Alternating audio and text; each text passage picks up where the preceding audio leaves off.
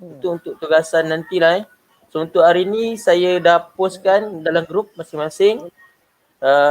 Kelas B saya dah post, D, F, G saya dah postkan. Cuma huraian tugasan saya akan ulang balik lah dekat sini. Dan benda ni akan record, yang mana sebarang ada permasalahan boleh tanya terus dekat sini kat komen. Kalau WhatsApp tu susah sikit sebab nak kena type dan sebagainya. So untuk hari ni saya ulang balik sedikit sebanyak berkaitan dengan slide yang saya dah bentangkan hari tu minggu lepas. Nampak tak slide ni? Nampak kan? Nampak kan? Nampak. Itu ini lah unit 6 rekreasi dan kesenggangan. Ada orang tanya saya tadi, Farah kot tanya 1D. Tak tahu lah ada ke tak ada dalam ni. Saya pergi ringkasan saja Ini sekejap saja. Untuk rekreasi maksudnya aktiviti yang dilakukan bagi memenuhi masa lapang. Tujuan dia memperoleh keseronokan, ketenangan minda dan merehatkan badan. Tapi bukan tujuan untuk pertandingan. Boleh dilakukan di dalam rumah ataupun di luar rumah dan boleh dilakukan bersama keluarga ataupun rakan-rakan. Yang ni maksudnya kalau kita masuk pertandingan bola sepak, yang tu tak kira sebagai rekreasi. Kalau kita main bola sepak sekadar suka-suka, yang tu dikirakan rekreasi lah. Yang seterusnya ialah jenis-jenis rekreasi ataupun kategori dia ada dua. Yang pertama lah indoor. Yang kedua ialah outdoor. Yang pertama kalau indoor, yang aktiviti yang dilakukan dalam tempat yang tertutup ataupun tempat yang tidak terdedah kepada cahaya matahari. Contoh permainan badminton, squash dan bowling. Untuk outdoor, permainan ataupun aktiviti yang terdedah kepada cahaya matahari. Sebagai contoh, abseiling lah aktiviti memanjat. Aktiviti menurun. Abseiling. Turun dari tempat tinggi tu abseiling. Contoh yang lain ialah bola sepak, dan yang ketiga ialah perkemahan. Berkemah ni kita biasanya buat dekat luar.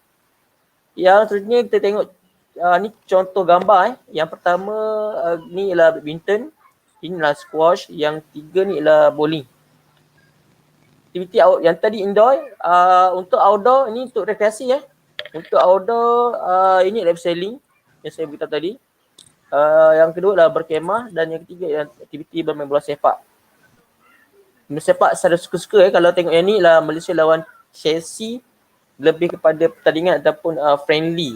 Friendly tu boleh lah, friendly tak tanpa sebarang hadiah. Yang tu pun dikira sebagai rekreasi. Untuk kategori rekreasi ada, tak silap saya ada 6 ataupun 7, ada 7. Fizikal, sukan, sosial, mental, linguistik, terapeutik, gerak tari dan drama. So maksudnya benda-benda yang kita suka, yang kita buat semasa masa lapang, yang itu dikirakan sebagai rekreasi. Untuk fizikal boleh tengok contoh berbasikal, jogging. Sukan boleh tengok contoh bola sepak, bola jaring, bola tampar, bola keranjang, sebarang permainan tanpa melibatkan pertandingan lah. Kita saja main, yang tu dikirakan sebagai rekreasi. Untuk rekreasi sosial, contoh sukan rakyat dan sukan reka.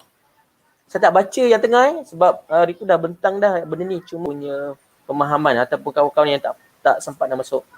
Untuk rekreasi terapeutik sebagai contoh muzik, aerobik, gerak tari, yoga, tai chi. Untuk silat pun sama, masuk dalam gerak tari. Taekwondo pun sama, masuk dalam gerak tari. Itu contoh dan drama, contohnya kita buat teater, saja kita buat teater. Ada kelas 1C, dia suka buat teater ataupun dia suka buat drama. Tanpa orang suruh, tanpa melakukan pertandingan. Itu baguslah, itu sebagai rekreasi dia orang lah. Okay, yang terusnya untuk aktiviti kesenggangan, dia lebih kurang sama dengan rekreasi. Kalau kita tengok contoh aktiviti yang menyeronokkan dan memberikan kepuasan ketika masa terluang. Dan yang kedua, mengikut keadaan, kemudahan dan bilangan individu yang terlibat. Ini untuk kesenggangan. Ada Farah tanya tadi kan. Maksudnya sebarang aktiviti yang seronok dan memberikan kepuasan ketika masa terluang, dan dia mengikut keadaan, kemudahan dan bilangan individu yang terlibat. Sebagai contoh, untuk kesenggangan, kalau kita main main game, yang kira sebagai kesenggangan. Okey, untuk Farah tanya tadi kan. Ini contoh untuk yang ada dalam buku teks. Yang ni ialah aktiviti rekreasi dan kesenggangan ni untuk semasa camping lah. Yang pertama kita ada spider web. Spider web ni jaringan laba-laba, alligator swarm. Yang ketiga giant finger. Yang keempat permainan frisbee. Dan yang kelima sepak raga ratus. Ada 5 jenis aktiviti. Aktiviti rekreasi dan kesenggangan. Ini dibuat semasa perkemahan lah. Dalam buku teks kepentingan dia sebenarnya ada tugasan ada berkaitan dengan kepentingan. So saya senaraikan kat sini lebih kurang ada 6 kepentingan rekreasi dan kesenggangan. Yang ni boleh search dalam internet pun banyak. So yang mestinya sentuh yang pertama ialah pembentukan personality, iaitu membentuk sikap yakin diri, berdikari dan berani. Yang kedua ialah sifat kepimpinan, iaitu memupuk sikap bertanggungjawab dan prihatin. Yang ketiga, dinamika kumpulan, iaitu melatih seseorang untuk bekerjasama dengan ahli kumpulan yang lain dan melatih untuk menjadi pemimpin, iaitu untuk dinamika kumpulan. Yang keempat, meningkatkan kecergasan melalui pelibatan seseorang mengikuti aktiviti fizikal.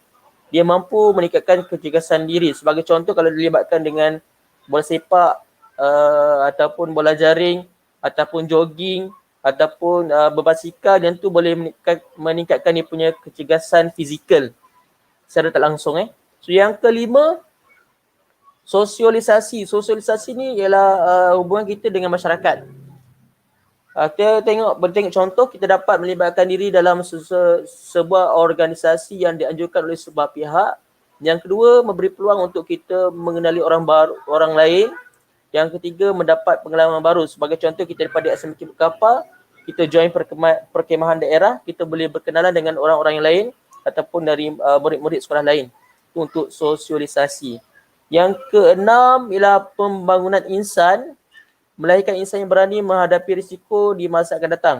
So maksudnya setiap aktiviti yang awak buat, dia kebanyakannya terlibat dengan risiko lah. Sebagai contoh, kita nak buat Flying Fox, yang tu pun nak terlibat dengan risiko. Apa-apa aktiviti sekalipun, walaupun perkemahan sekalipun, dia tu pun melibatkan risiko, walaupun kita kategorikan sebagai rekreasi dan kesenggangan.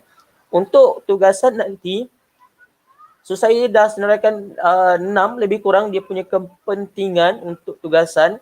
Tapi awak kena pilih berdasarkan aktiviti yang awak nak buat nanti. Sebagai contoh, aktiviti rekreasi awak nak buat, kita minta komen jap. Apa aktiviti yang awak nak buat?